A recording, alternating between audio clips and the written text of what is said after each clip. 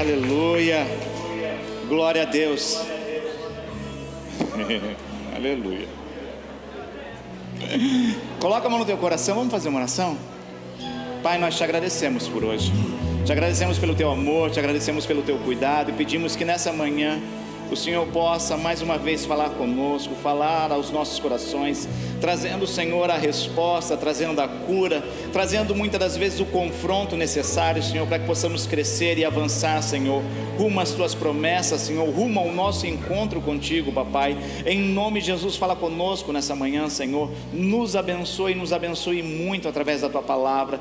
Damos liberdade ao teu Santo Espírito para nos constranger, Senhor, com o teu amor, com a tua graça, com a tua salvação, Senhor. Em nome de Jesus, toca-nos, fala aos nossos corações e nos abençoe, papai. É o que eu te peço e te agradeço, Deus, em nome de Jesus. Amém e amém e amém. Antes de você se assentar, eu gostaria de estar lendo um trecho que está lá no Evangelho de Mateus, capítulo 5. Evangelho de Mateus, capítulo 5.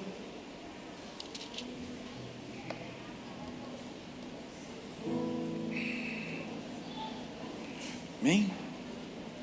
Diz assim no Evangelho de Mateus, capítulo 5, a partir do verso 1 ao 5. Mateus 5, do 1. Diz assim a palavra do nosso Deus: E vendo as multidões, ele subiu a um monte, e quando ele estava sentado, aproximaram-se dele os seus discípulos, e ele, abrindo a sua boca, ensinava-os, dizendo: Abençoados são os pobres em espírito, porque deles é o reino dos céus. Abençoados são os que choram, porque eles serão consolados. Abençoados são os mansos, porque eles herdarão a terra. Amém?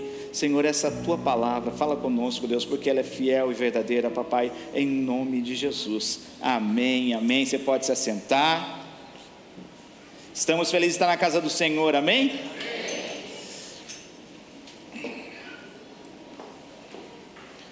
Houve um grande conquistador, Alexandre o Grande,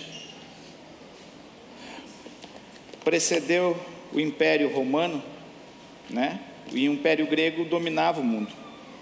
E diz a lenda, né? Sabemos se é verdade, ele morreu muito jovem, Alexandre o Grande.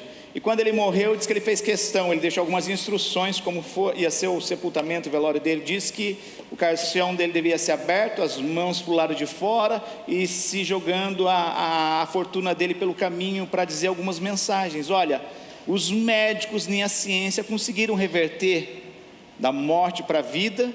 Tudo que eu conquistei ficou, e tudo que eu tenho não vou conseguir levar, né? E o Império Grego caiu e se levantou o Império Romano. Só que na verdade o Império Grego ele não caiu, em aspas. Por quê? Porque foi infundido, foi inculcado nas cidades dominadas por ele o helenismo, né? Aonde se dava uma ênfase ao conhecimento, aonde o conhecimento era tudo, você era grande, importante por aquilo que você tinha, consistia. E o que acontece? O Império Romano vem e se levanta, só que o helenismo ficou, né? Tanto que a língua falada, a língua mais falada na época que Jesus aparece, era o grego, né? E o que acontece? Isso influencia a sociedade, a cultura, tudo influencia, né? Ponto é quando você vai para o Brasil, você sente falta do tixo, aquele lenço Kleenex lá não resolve nada, você puxa um, não sai, é caro, a caixinha é um desastre. A gente sente falta de entrar sem os sapatos, né? Não tem coisa mais clean do que você tirar seus calçados, que você anda e se entrar na sua casa permanece limpinha. Mas são costumes que adquirimos por causa da cultura, por causa do tempo que nós convivemos. E muitas das coisas acontecem, e para a gente poder entender o que a gente leu aqui, eu já falei algumas vezes, o Evangelho de João ele vem depois dos 3 evangelhos. O primeiro evangelho escrito foi Marcos, depois Mateus e Lucas se inspiram, e quando João escreve o evangelho, ele é um pouco diferente por causa das situações que estavam acontecendo. Então, crê-se que ou precedeu um pouco, ou apareceu junto com o cristianismo, o gnosticismo, que acreditava e ensinava o quê? Que a matéria é ruim, o espírito é diferente da carne, são coisas distintas e separadas. Então, de repente, eu levar uma vida promíscua, mas se o meu espírito estiver aqui tranquilo, tudo bem. Só que eles não acreditavam que Jesus tinha vindo em carne, porque a matéria é ruim.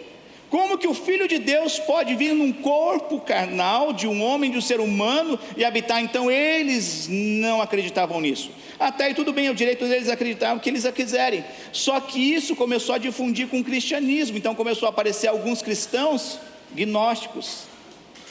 Então, será que Jesus veio mesmo? Será que não foi só um espírito, a gente viu uma miragem e Jesus de Nazaré, o homem ali, foi a concepção e tal, e foi só uma ilusão?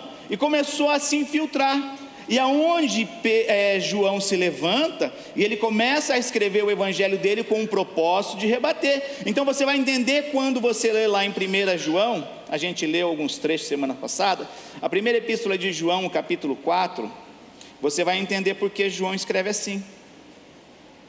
Ele fala assim, 1 João 4, diz assim,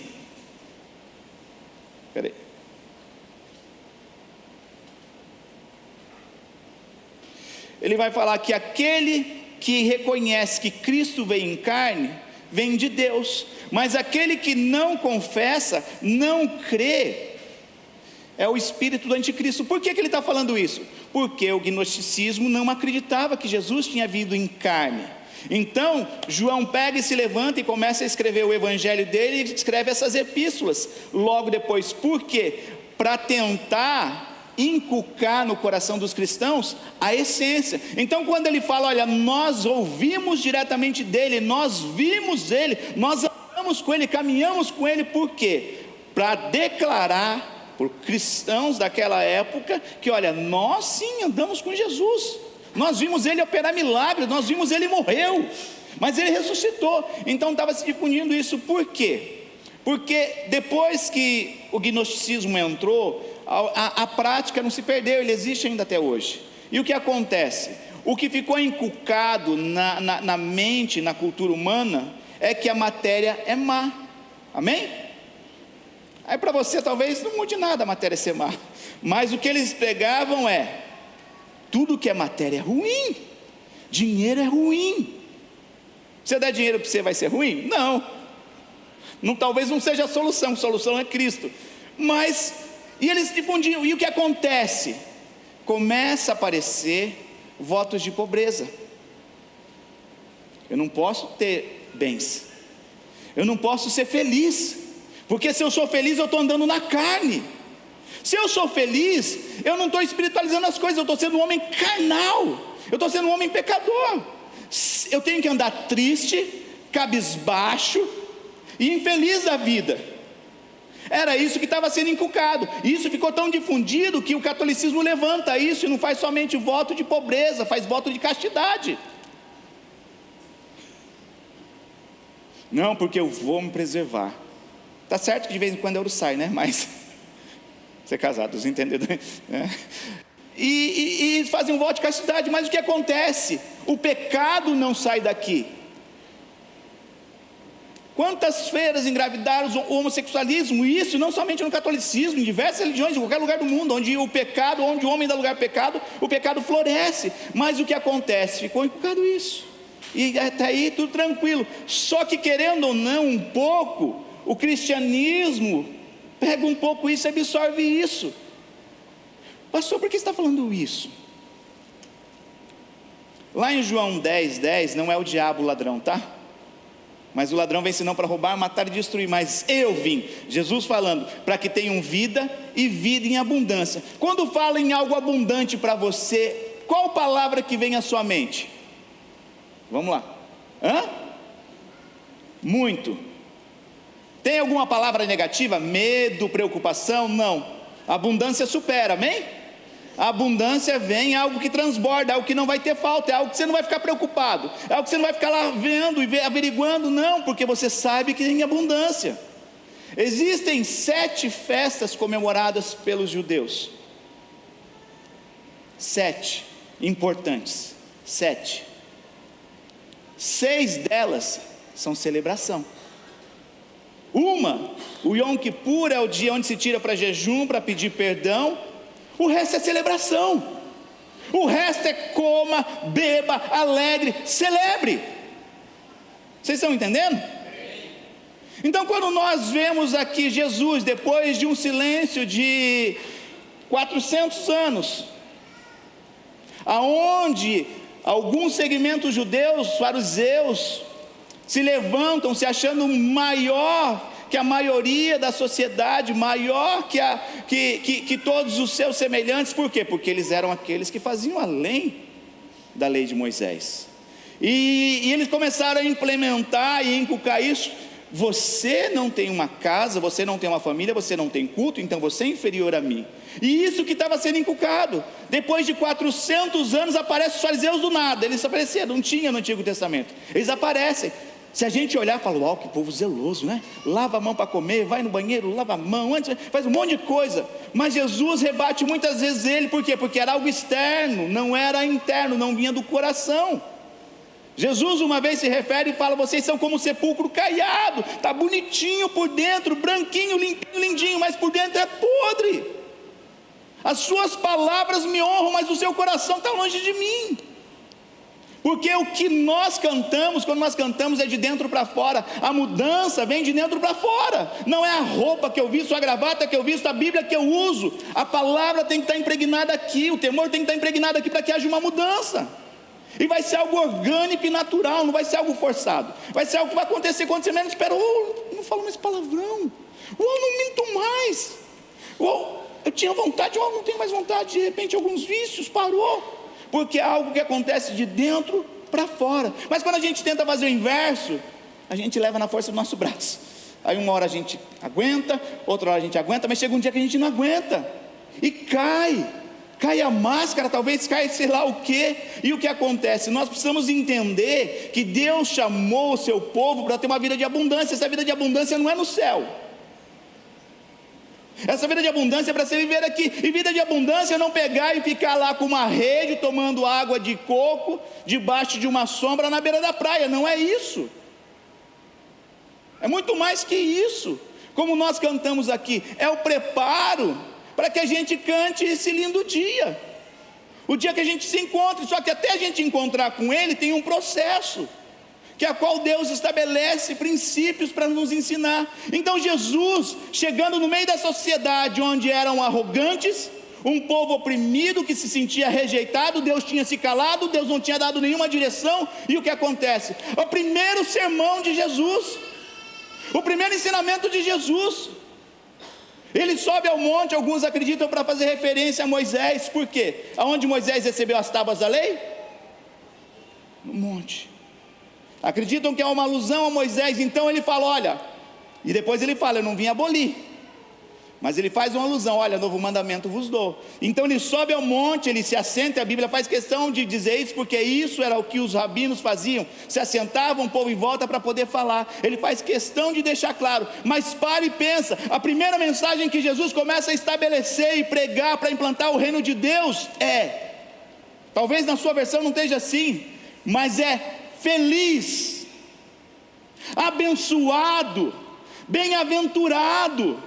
E quando ele fala feliz, não é um feliz normal, não é um feliz faz cosquinha em você, você dá risada, não, é um feliz que vem do grego makarios, que é algo profundo, relacionado a uma felicidade de divindade, não é uma felicidade profunda. Então Jesus começa a vir estabelecer o reino dele e fala, olha, feliz é aquele que é pobre de espírito. Aí a gente, nossa mente brasileira pensa, opa, pobre, não pode ter nada, a maior parte da população ia ser feliz se a gente entrasse nesse contexto. A igreja nem ia viver na tristeza, o mundo nem ia viver na tristeza, porque todo mundo tem dinheiro. Só que Jesus não está falando nessa pobreza, Jesus está referindo a algo que você vai dar valor.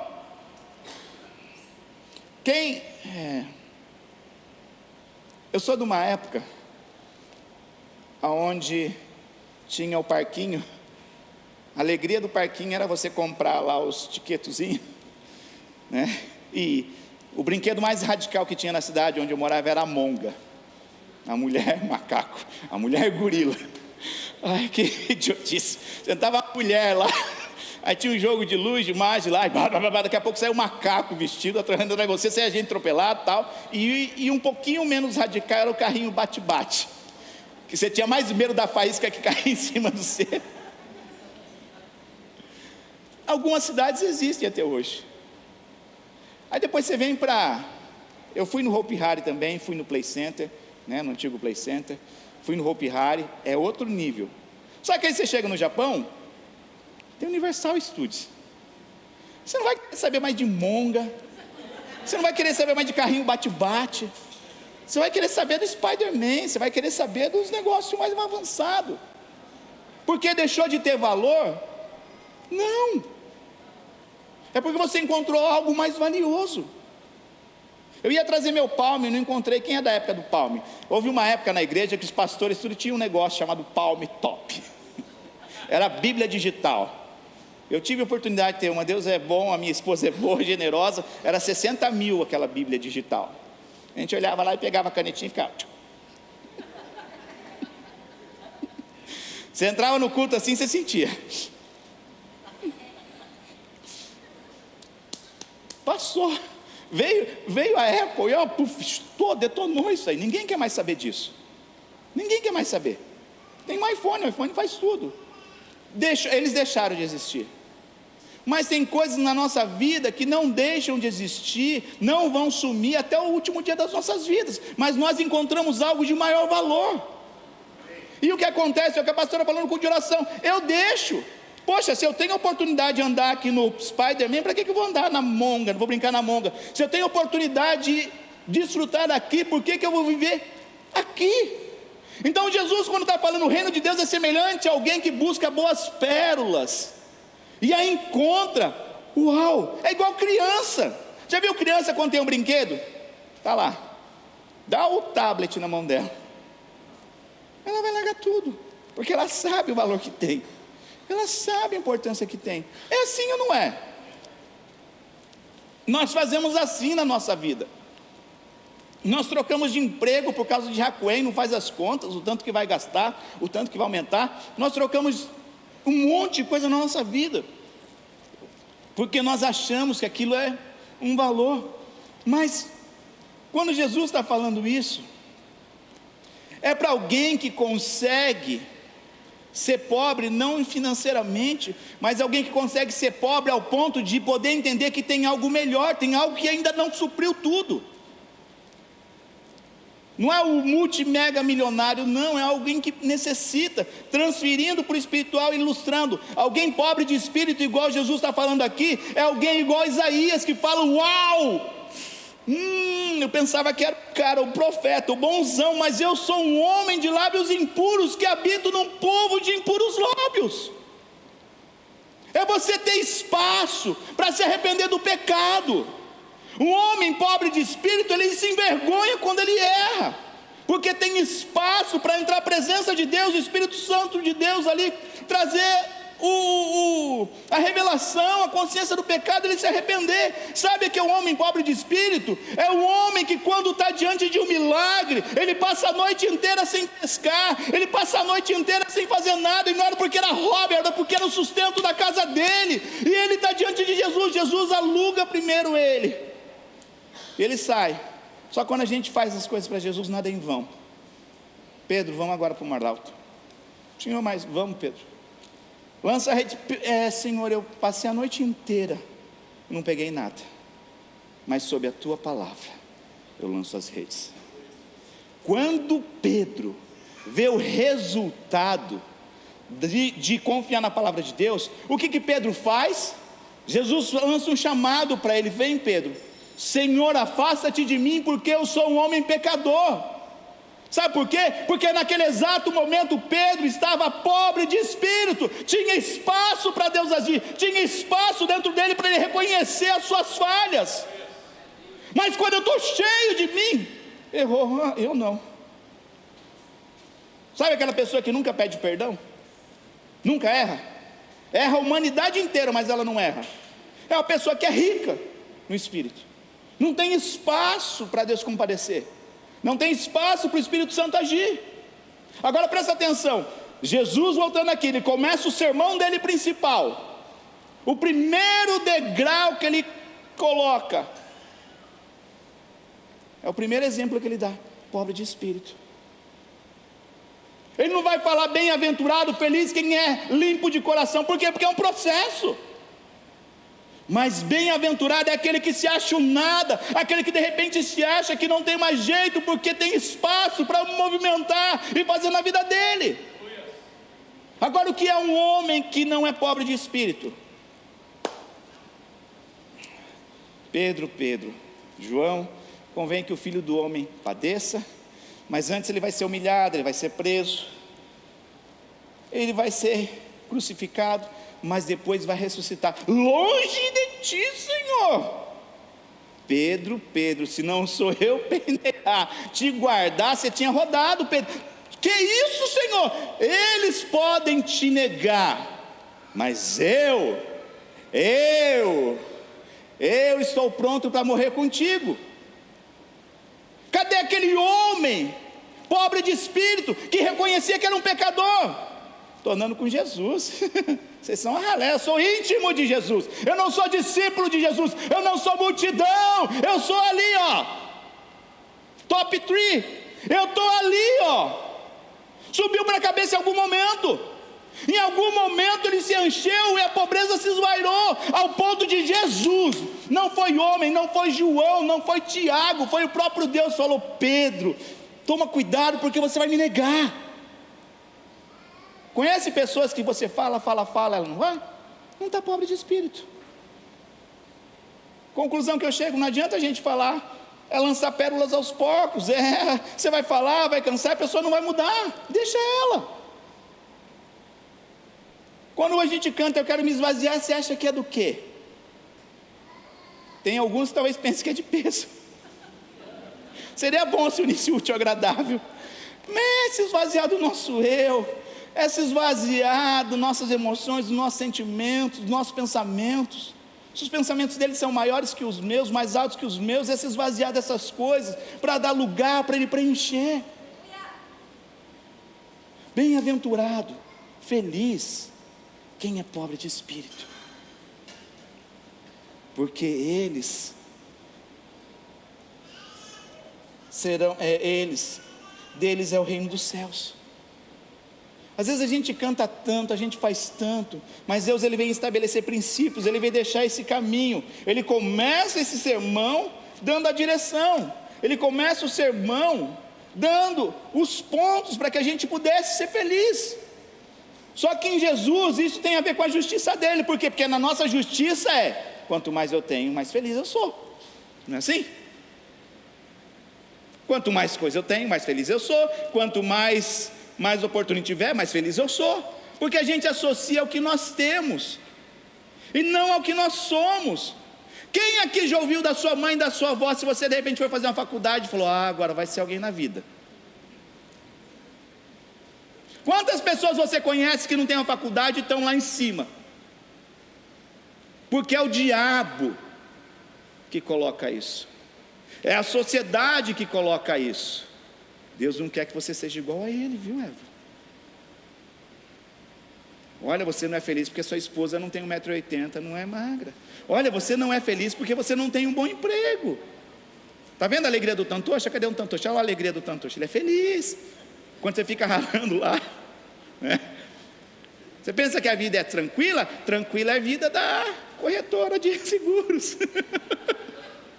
que só resolve os meus. A gente começa, porque a gente pensa que não é ser, é o que a gente tem, e a gente esquece da essência que Deus criou a gente, e a gente deixa de ser feliz. Porque felicidade não é o externo, não é o exterior, não são as coisas que são acopladas, mas tem que fluir do interior.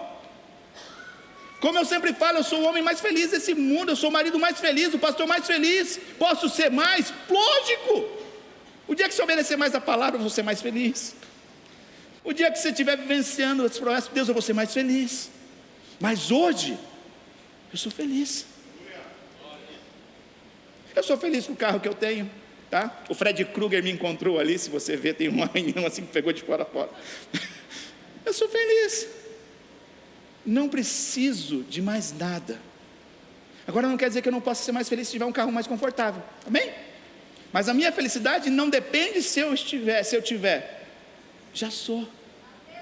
Porque eu entendi que a felicidade que Deus me proporcionou é diferente daquilo que o mundo ensina.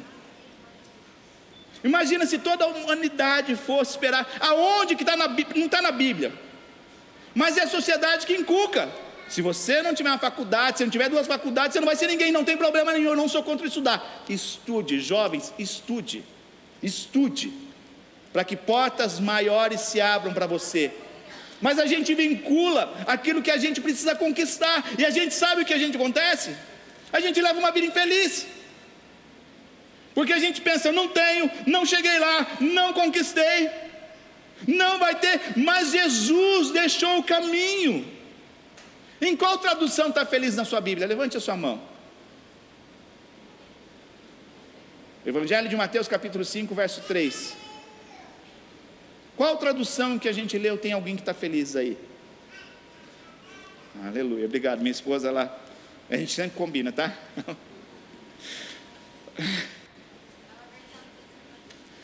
E o que acontece? Aonde nós temos buscado a nossa felicidade? Se Jesus deixou claro o primeiro ensinamento que ele tem, para quebrar o conceito farisaico, ele vem e estabelece, olha, chamei vocês para serem felizes, feliz é aquele homem que constrói isso, feliz é aquele que faz isso. Porque se a gente achar que a felicidade tem a ver com fazer mais, ter mais, a gente está enrolado, estamos enrolados, e a gente vai viver. Ser pobre de espírito é você entender que algo está faltando dentro de você, e esse algo só se completa quando você conhece a Jesus. Esse algo vai satisfazer quando nós conhecemos Jesus. É assim ou não é? Você jovem, adolescente, que já comprou um carro, e você falou, quando tiver aquele carro, aí você compra, não aconteceu nada, você vai dormir do mesmo jeito, acordar do mesmo jeito. Aí você pensa, é porque tem aquele outro. Aí você vai e consegue. Aí você pensa, não, é porque eu não comprei minha casa. Você compra a sua casa? Pelo contrário, se for bom de matemática, vai aumentar as preocupações. Opa, tem imposto, tem isso, tem aquilo. Tem responsabilidade. Porque a felicidade não está vinculada a essas coisas. Jesus deixou claro, e hoje nós queremos, através do Espírito Santo de Deus, através dessa palavra, que nós possamos entender aonde nós precisamos construir a nossa felicidade. E entender que não é pecado ser feliz. O próprio Jesus falou, felizes são vocês, felizes são os humildes, felizes são os pobres de espírito. Nós precisamos entender isso. Por quê? Porque as 7 festas que Deus estabeleceu para o seu povo, 6 são celebração. É a festa do Peshá, a Páscoa, a festa do Pentecostes, a festa das cabanas, do tabernáculo, da Shakuná. Essa é interessante. É uma festa das luzes. Em 170 a.C., teve um general que entrou no templo e proibiu, e ele profanou o templo. Aí Judas Macabeus se revolta, e ele pega, ele purifica o templo, ele vence, né? Ele purifica, restaura o templo, e diz a lenda que ele tinha o azeite para um dia só na sua lamparina, e a lamparina ficou acesa por 7 dias. Por isso que na festa das luzes, tudo aceso para celebrar, para saber que Deus sempre é, sempre vai ser, Deus faz. Então, se o povo de Deus, escolhido de Deus, foi chamado para celebrar, tem motivos para celebrar. Tem a festa do Purim, né? Livro de Esther, onde Deus estabelece essa festa, onde os judeus estabelecem essa festa, aonde tem o único livro que não fala o nome de Deus, mas é o livro onde se vê mais o agir de Deus. E havia um genocídio ali sobre os judeus, mas Deus ele vem e poupa os judeus, e colocam e perpetuam e instituem a festa do Purim para celebrar o livramento. Então, quando nós entendemos que Jesus veio para dar uma vida em abundância, não quer dizer que não vai ter o dia mal, tá? Não vai querer que não está dizendo que não vai ter o dia mal, mas quer dizer que nós podemos celebrar em Deus, quer dizer que a nossa vida não precisa estar vinculada às coisas externas, a fatores externos, para que a gente possa ter paz, para que a gente possa compreender o amor, como nós lemos semana passada, uma paz que excede todo entendimento, um amor que excede todo entendimento, como fala Efésios. Que amor é esse? Não é só para a gente cantar, é para você viver. Não é só para você filosofar, ai, que amor é esse, que lindo. Não, é para você viver, é para você compreender, é para você tomar posse, como Paulo fala. Não adianta o conhecimento se você não toma posse daquilo. Não adianta a gente conhecer que Deus deseja que sejamos felizes se nós não tomamos posse. Gente, as festas judaicas é 7 dias, no mínimo. 7 dias você esquece tudo e vai. Hoje em dia a gente não celebra nada. Esse dia eu estava conversando com um adolescente lá, ele falou: pastor, eu tirei as melhores notas na escola. Eu falei: o quê? Vamos celebrar. Você gosta de açaí? Aí já quer espiritualidade. Onde, pastor, eu pedi para Deus? Falei: amém, eu acredito em você. Vamos lá celebrar, vamos comer açaí. Entende? A gente tem que celebrar as pequenas, as grandes coisas. A gente está vivo, acordou, celebre. Mas a gente não celebra, sabe por quê? Porque a sociedade, a cultura coloca: você não é milionário ainda. E olha que no Japão é fácil ser milionário, hein? No Japão é mais fácil que no Brasil. Você ter 1 milhão de ienes não é tão impossível. Mas, aí você pensa: poxa, porque ainda não casei. Eu dei risada que você, solteiro, você pensa assim: eu vou casar, eu vou namorar todo dia.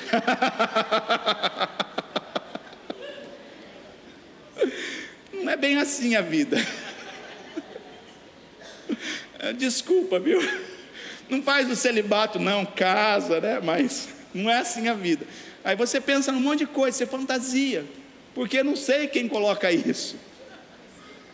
E a gente ilude. Aí a gente pensa: poxa vida, só sei que eu sou feliz. E a gente pensa: não tenho isso, não tenho aquilo. E a gente vai fechando as portas para que a gente possa ser feliz em Deus. Como eu falei, está chovendo, eu estou feliz. Eu estou passeando, eu estou feliz. Eu não estou passeando, eu estou feliz. Eu chego em casa 3 horas da manhã, eu estou feliz. Eu acordo, eu estou feliz.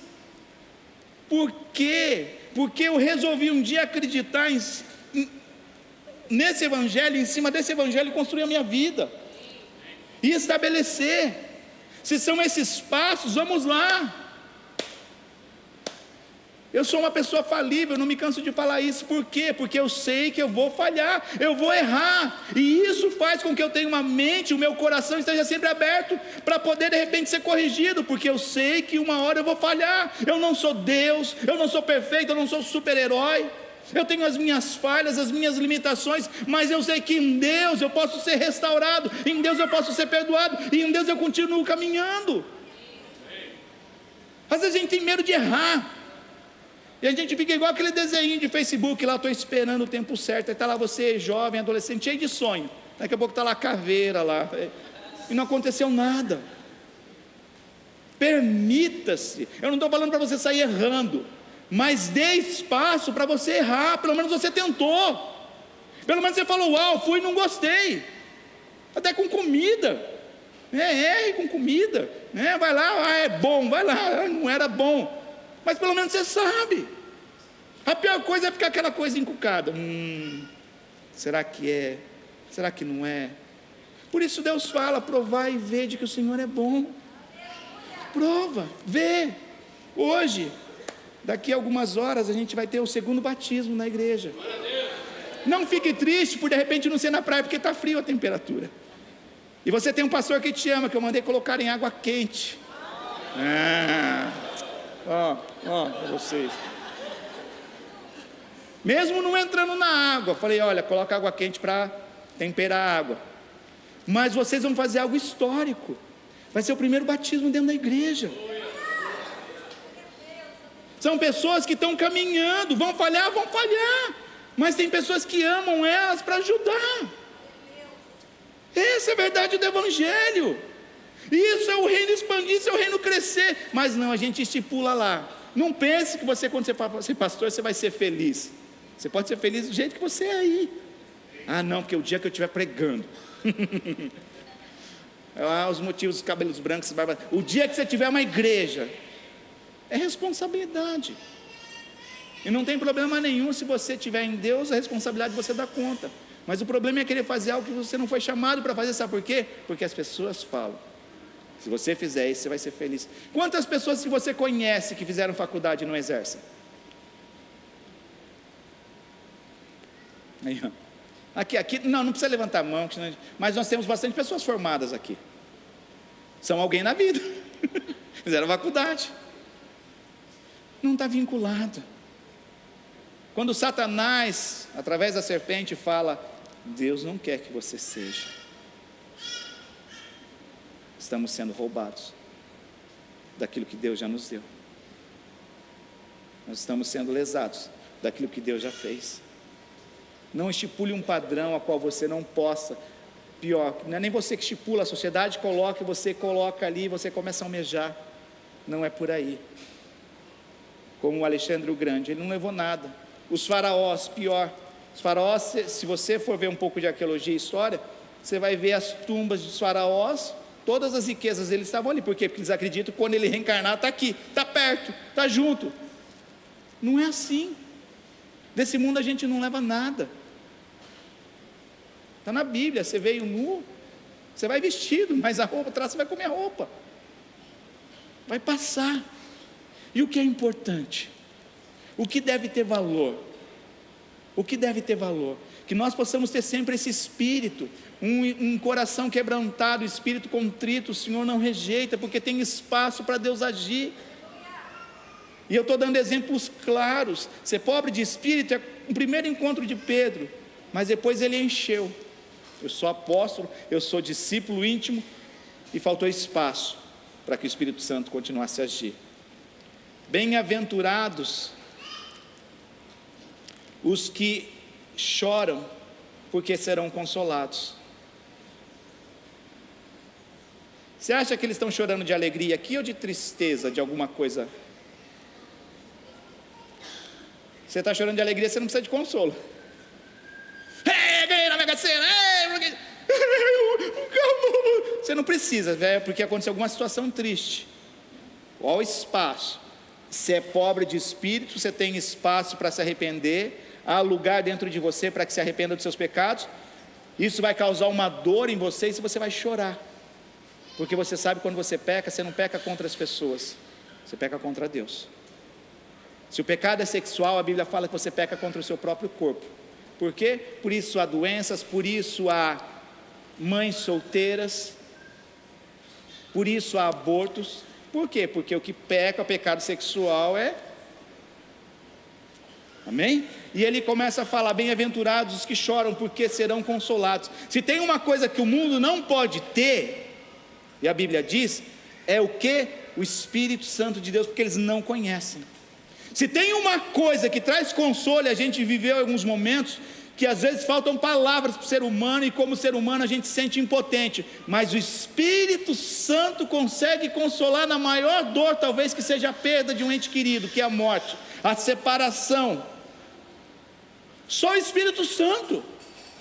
Você vai ver fora pessoas que não conhecem a Deus, descabelam, tomam atitudes, fazem besteira, fazem presepada, mas aqueles que conhecem a Deus, existe o Consolador, que consegue vir ali e confortar, consegue fazer e constranger as pessoas sem ninguém falar um A, mas só a presença delas, o Espírito Santo habita nelas, e a presença de pessoas que amam sem falar nada, trazem o consolo junto com o Espírito Santo, porque nós deixamos de desfrutar.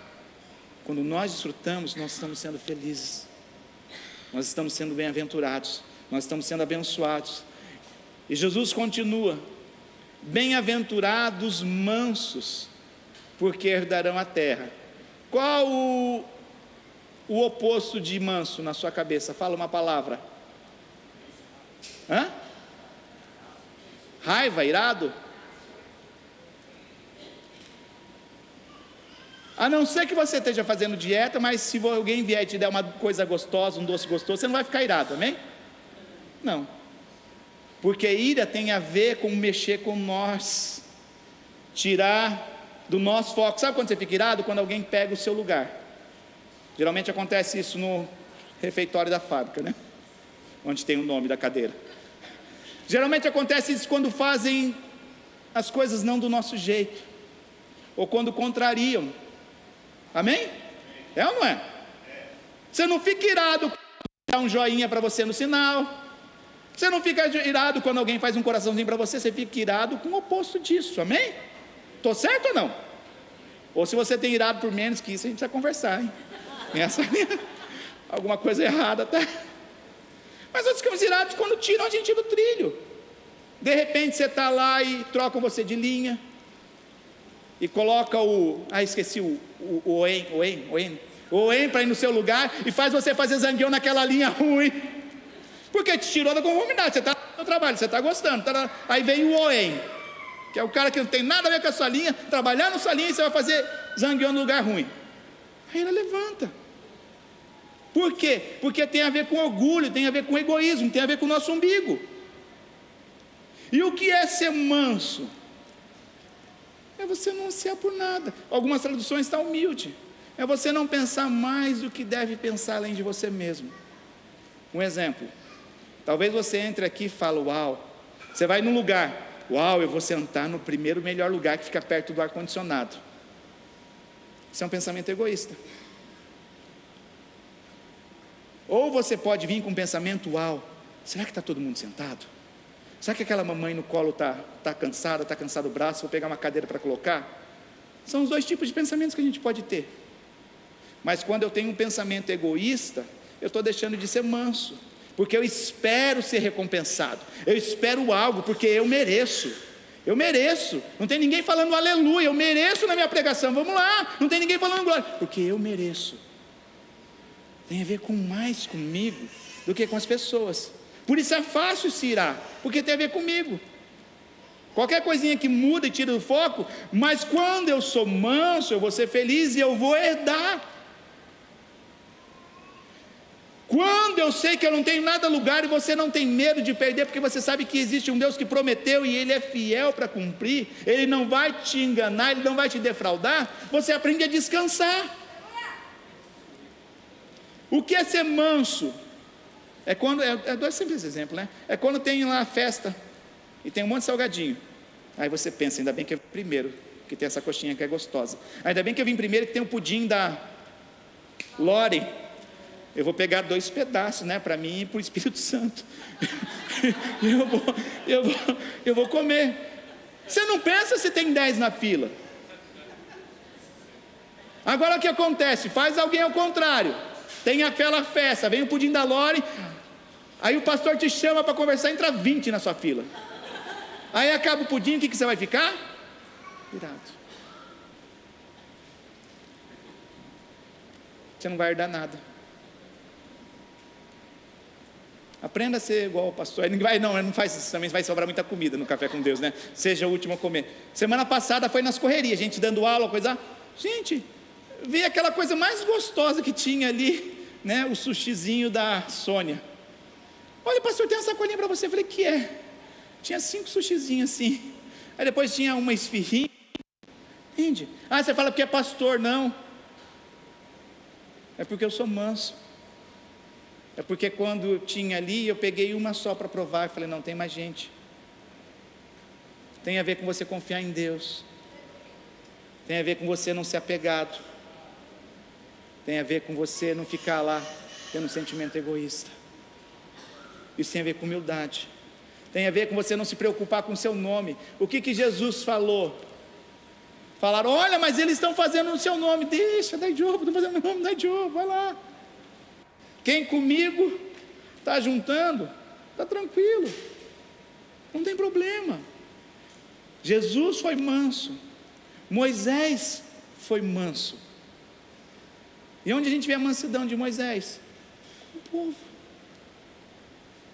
O próprio Deus chegou uma hora e ficou assim, falou, Moisés, para, não dá mais, deu.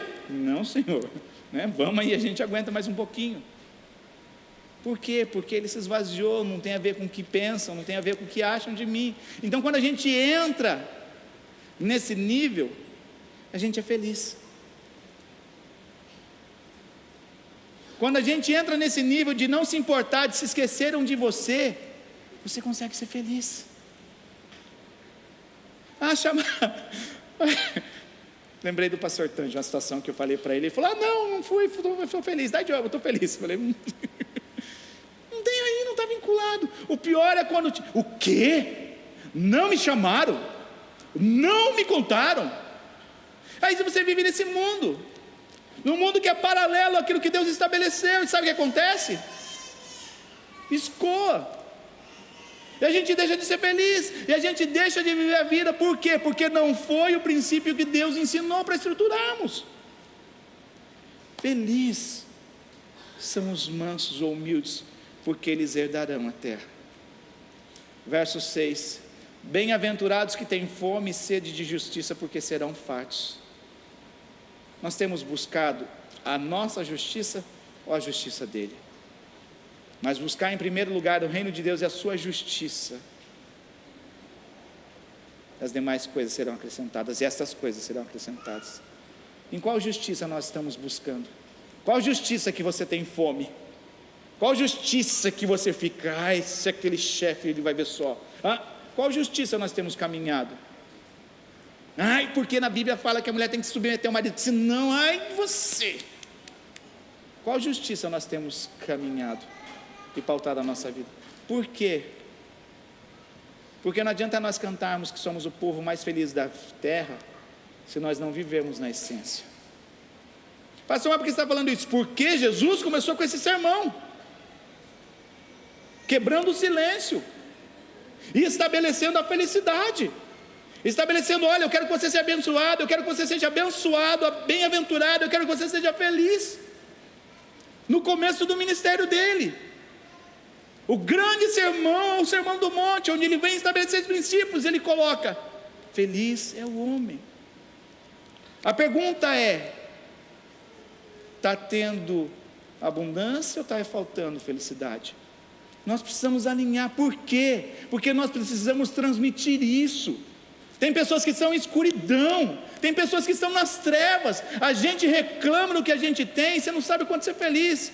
É muito engraçado, a gente faz reunião de pastores toda vez, reunião da diretoria da missão, toda última quarta-feira.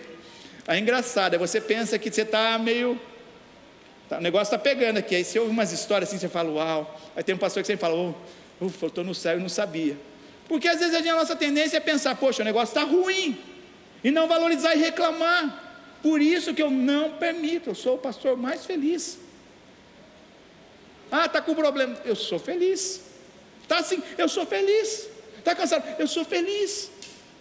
Porque eu cresci, eu estou crescendo e construindo a minha vida sobre esse alicerce. Por quê? Porque eu quero, e nós precisamos transmitir isso. Você não vai encontrar felicidade em coisas passageiras. Você não vai encontrar felicidade num iPhone que fica trocando todo ano. Antes era de 2 em 2 anos, agora é de ano em ano. Daqui a pouco vai vomitar e não muda nada, os caras só comem dinheiro. Se a minha felicidade está em coisas que passageiras, está muito fraca. Mas se a minha felicidade está vinculada nas coisas do céu, nas coisas que Deus estabeleceu, são imutáveis, não muda, não vai. Por quê? Porque nós precisamos refletir isso. O que Jesus falou? Nós somos a luz desse mundo. Por que tem muito crente que não está brilhando? Porque talvez está faltando esses fundamentos, talvez está faltando ser pobre, que é o primeiro degrau, que é a base, é a base. Se tem pessoas que são infalíveis, que nunca erram, alguma coisa está errada. Se tem pessoas que você não consegue chamar atenção, porque a pessoa ela não tem espaço, não é pobre, alguma coisa está errada.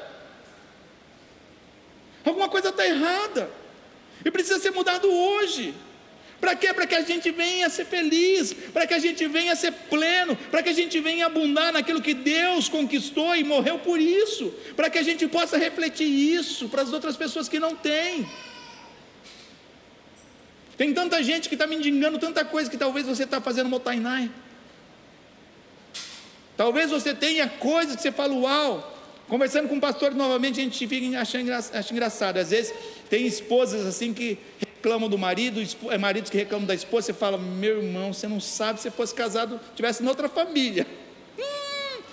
Às vezes dá vontade de fazer um reality gospel na igreja e trocar de família, sem nada de intimidade, mas só trocar para você ver assim. Você reclama que o seu marido ajuda, faz pouco lavar a louça? Tem aquele que só fica no sofá lá, ainda pede para pegar o controle da TV para ele e reclama ainda do coisa. Aí você reclama que o seu marido não faz você para fazer compra. Tem marido que só vai no mercado só. Amor, eu queria não, dá vontade de fazer, né? Que não dá, não é bíblico, tá? Senão a gente fazia um reality gospel. E, você está reclamando, vamos colocar você aqui. Você está reclamando dos seus filhos? Vamos colocar você aqui para você ver e aprender a dar valor. Mas não precisa. Se você der espaço e for pobre de espírito, o Espírito Santo pode ministrar sobre você, e você entender que talvez você está sendo um homem ou uma mulher de lábios impuros, habitando num povo de impuros lábios. Talvez, se você entender, você vai vir no culto e você vai saber que você é tão limitado e tão falho diante de um Deus poderoso e sublime igual Pedro. O problema é quando o negócio está oposto. É quando, não, mestre, longe de ti, imagina eu. Deixa o Espírito Santo encontrar hoje um lugar no teu coração. Se faça pobre hoje, para que possa vir a restauração, para que possa vir a transformação de Deus sobre a sua vida. Para quê, pastor? Para que você seja feliz. Para que você seja feliz. Você viu uma pessoa feliz como é na rua? Uma pessoa feliz é diferente. Uma pessoa que está amando é diferente de quem está apaixonado. Apaixonado, ela fica cega, surda e burra. Não trabalha, mas ai, pastor, quando casar muda. Ai, não gosto de tomar banho. Pastor, mas quando casar muda, pastor. Está apaixonado, está cego, tá? Parece aqueles animais que colocam assim, só assim. Mas tudo bem. Nem sei porque que eu falei do casal. Uma pessoa que é feliz, ela extravasa. Ela olha os pássaros cantando. Olha a cor dessa flor, olha só. Ela é azul, não é azul, pastor, é azul celeste. Olha só, pastor, olha só o cheiro. Olha só como o sol está lindo. Ela é feliz. Aí você fala, está chovendo. Mas que bom que refresca. Vai regar as plantinhas. É assim ou não é?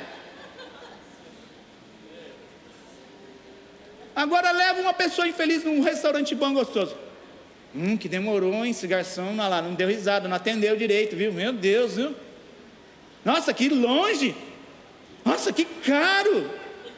Gente, não tem como. Não tem como. Porque o primeiro degrau é ser pobre de espírito. Marido, você quer fazer sua esposa feliz? Prêmio, fala, seja pobre de espírito. Esposa, quer fazer seu marido feliz? Fala, se empobreça hoje. Se empobreça hoje para dar lugar. A gente só dá lugar para aquilo que tem espaço. Deus só pode vir naquilo que tem espaço nas nossas vidas. Você já viu uma pessoa feliz no âmbito espiritual falando? Ela vai igual aquela música lá, ela vai passando pela prova dando glória a Deus. Vou passando pela prova dando glória a Deus, glória a Deus, glória.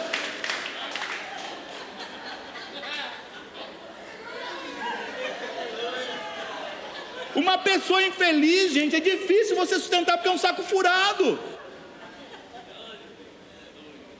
Se não começar a consertar por aqui, não vai. E sabe o que é pior? A maioria das pessoas, elas sabem o que elas precisam fazer, mas não colocam em prática. Lembra do compreender semana passada? É você tomar posse, é você abraçar. É diferente só conhecimento. Você compreende, talvez hoje você esteja compreendendo a palavra, você toma posse disso. Coloque isso em prática. Porque sabe como que Jesus, e a gente vai concluir aqui, Sabe como que Jesus encerra o sermão da montanha? Ele ensina um monte de princípios. Sabe como ele conclui a ideia dele no finalzinho do capítulo 7? Falando de construção e fundamento. Falando de construção e fundamento. Se quiser abrir, Evangelho de Mateus, capítulo 7.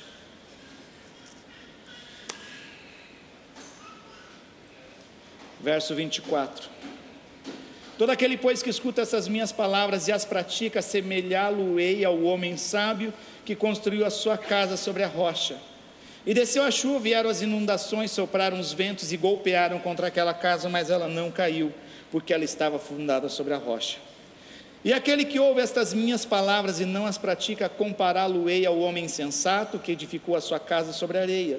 E desceu a chuva, vieram as inundações, sopraram os ventos e golpearam contra aquela casa, e ela caiu, e grande foi a sua queda. E aconteceu que, concluindo Jesus esse discurso, as pessoas se admiraram da sua doutrina, pois ele os ensinava com quem tinha autoridade e não como os escribas, os que só copiavam e passavam. Por que como quem tem autoridade? Porque, como eu sempre falo, tudo o que Jesus pede para mim e para você fazer, ele fez e deu exemplo.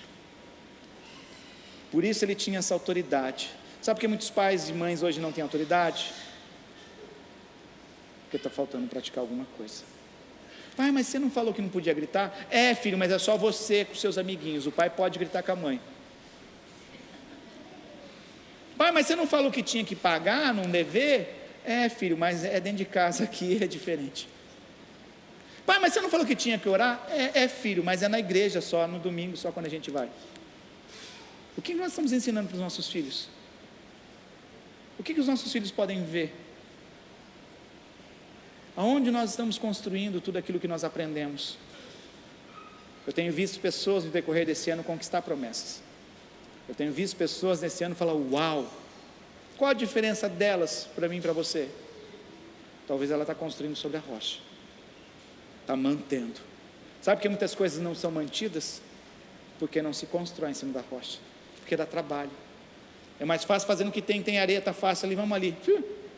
É a mesma coisa construir um castelinho, quando a maré está baixa, a maré sobe. É a mesma coisa. Se você tem esse tempo para perder na sua vida, mas existe Deus chamando um povo que quer só levar para avançar, para que um dia a gente possa estar cantando, porque a gente sabe o que é melhor. Que lindo dia será o dia que eu me encontrar com o meu mestre. Mas para isso tem toda uma caminhada. O que nós temos feito para caminhar rumo a isso? O que tem sido abalado na sua vida? O que precisa ser construído sobre a rocha? O primeiro passo, o primeiro fundamento, o primeiro degrau é ser pobre de espírito.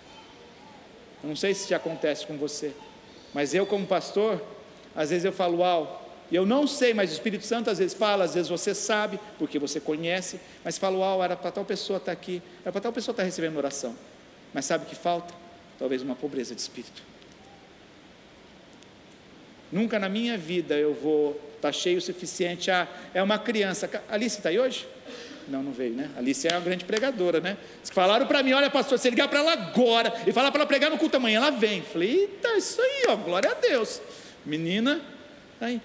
Ou será que a gente está aí? O que a gente tem feito com a nossa vida? Não tem diferença, Deus não faz. Primeiro, Deus não faz acepção de pessoas. É para mim, é para você, é eu, tu, ele, nós, ou às vezes é para todos nós. A diferença é o começo, se eu dou espaço, eu sou pobre de espírito para dar espaço para agir de Deus, e o final, se eu estou colocando em prática. Senão é só conhecimento. Quem aqui, a gente encerra agora, quem aqui já fez um prato de Masterchef na sua casa assistindo Masterchef? Levante sua mão, olha lá, tem ali, quem mais? Um ali, outro ali. Quem gosta de cozinhar? Mas se eu perguntar, tem alguém aqui que não assistiu Masterchef? Pastor, o que você está falando? Todo mundo assistiu. É pecado? Não, pode assistir. Mas o problema é que a gente acha que a gente é conhecedor. Assisti todas as edições. Aquele prato, olha, tem que fazer assim. Mas você sabe? Não, é porque ele falou. Mas você já fez alguma? Não, mas é que tem que ser assim. Mas você já fez? Não, tem que ser nesse prato, pastor. Hoje tem muitos cristãos dentro da igreja assim, master crente. Conhece e praticar. Deus quer que você construa a sua vida, o seu casamento, a sua família, naquilo que é sólido. Deus quer que você seja feliz. O primeiro passo, o primeiro degrau é ser pobre. E o último, a conclusão, é colocar em prática. Sabe por quê? Porque Tiago fala, aquele que não pratica engana-se a si mesmo. Não é o diabo, irmãos. Se você é crente, não é surdo e ouve a palavra, não é o diabo que te engana, não é o diabo que passa a perna em você, desculpa. É você mesmo. Isso pode mudar hoje. Se você também está dentro de um relacionamento e não está mudando as coisas, você pode mudar hoje. Faça a sua parte. Ah, pastor, deixa fulano. Sabe qual que é o nosso problema? A gente coloca sempre a culpa em alguém. Ele já levou sobre si todas as nossas culpas. Coloca em cima dele. Jesus está aqui. Jesus, deixa ele levar e não vai reclamar. Agora você fica, porque o meu marido, porque a minha esposa, a minha mãe, o meu pai. Gente, isso já não cola mais. Essa conversinha já não cola mais. Talvez escolhe para um mendigo que está ali, que não conhece a Deus, que foi largado e abandonado, e fala, mas meu pai, tudo bem, mas para mim e para você não cola mais essa conversa. Entra hoje por essa porta, deixa Deus mudar, e você não precisa ter uma faculdade para você ser alguém. Se você tiver Jesus, você tem tudo, não só nessa vida, mas na que está por vir. É simples assim. Eu convido vocês a colocar de pé.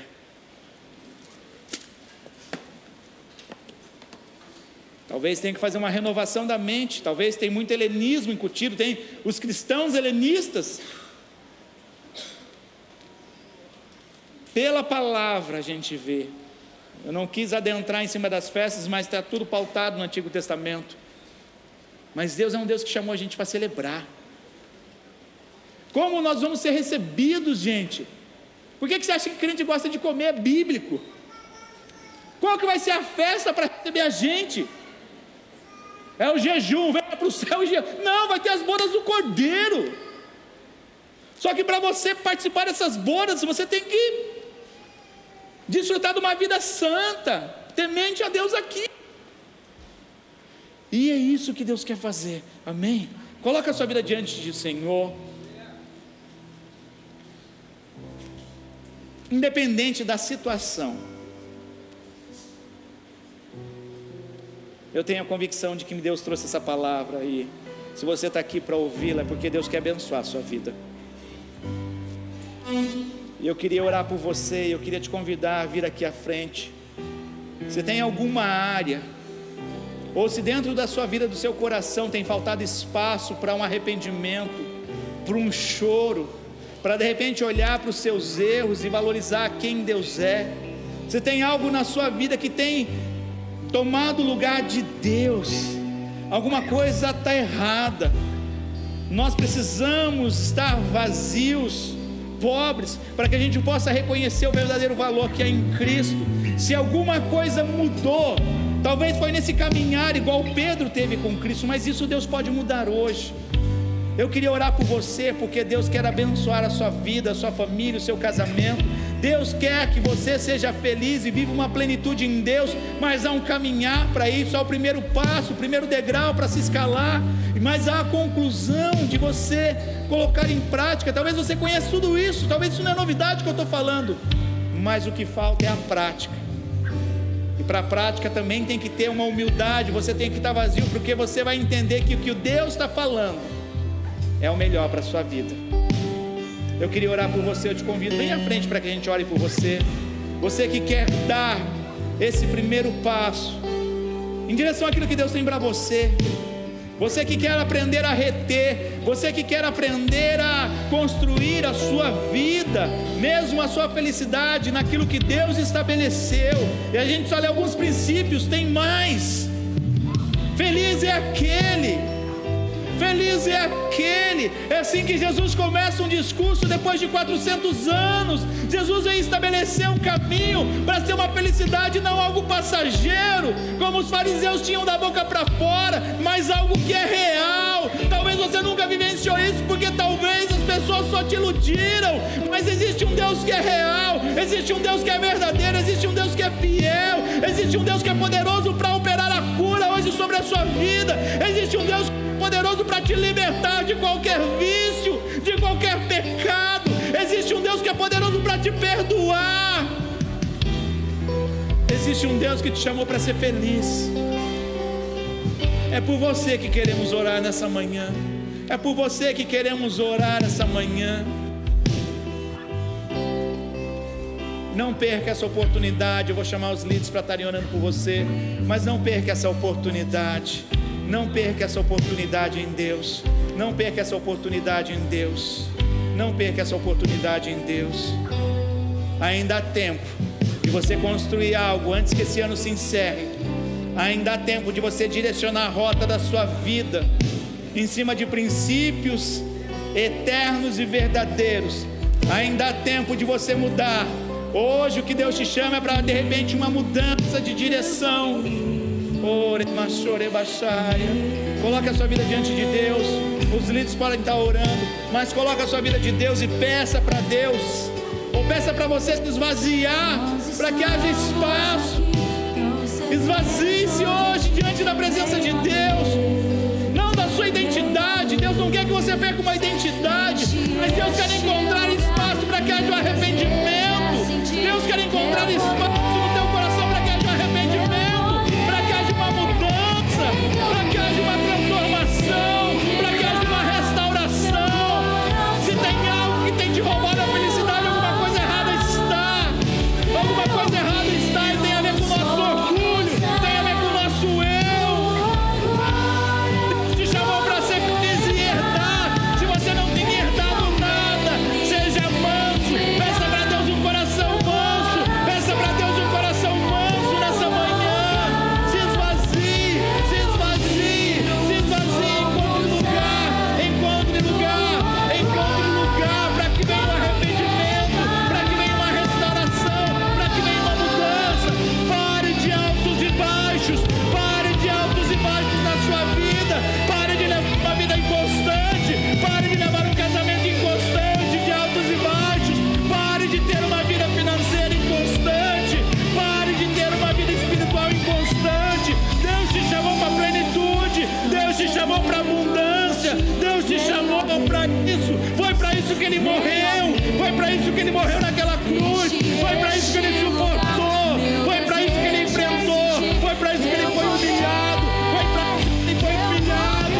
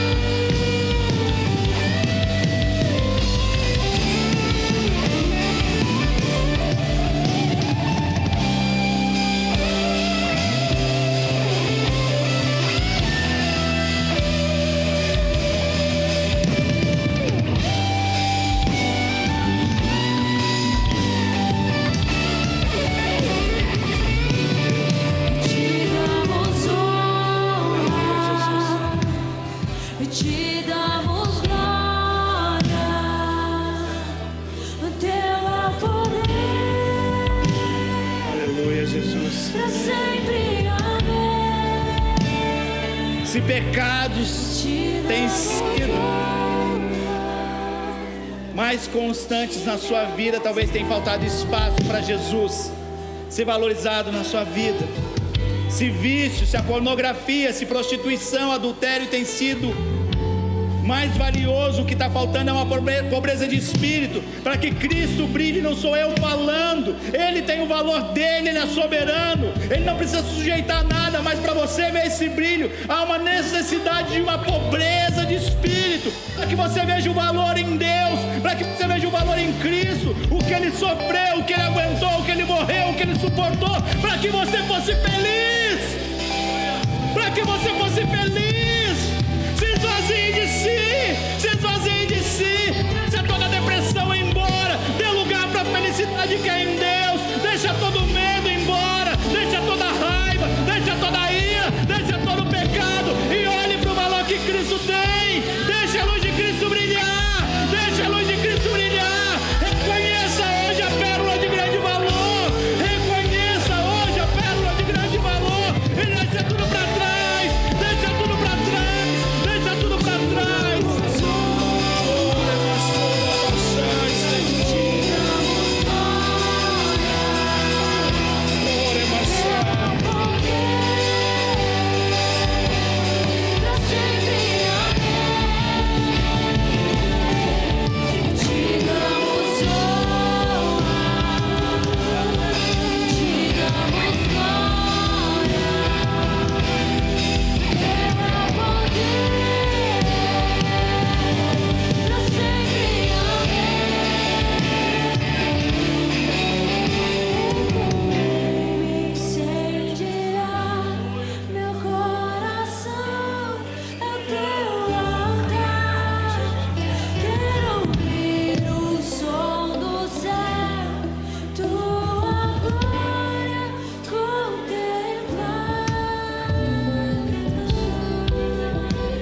Gostaria de fazer mais uma oração. Você que nessa manhã nos visita, ou já tem nos visitado, eu gostaria de estar entregando a sua vida para Jesus, ou estar voltando para os caminhos dele, se reconciliando. Se tiver alguém nessas condições, eu gostaria de orar por você. Eu gostaria de estar dando essa oportunidade para que a vida e a verdadeira felicidade começasse a fluir sobre você nessa manhã. Tem alguém que gostaria de fazer essa oração? Se tiver alguém, erga a sua mão. Se tiver alguém que gostaria de aceitar Jesus como Senhor e Salvador, se reconciliar, erga a sua mão, não perca essa oportunidade. Tá? Ou depois você procure algum líder. Amém? A gente vai seguir. Você pode aplaudir o Senhor?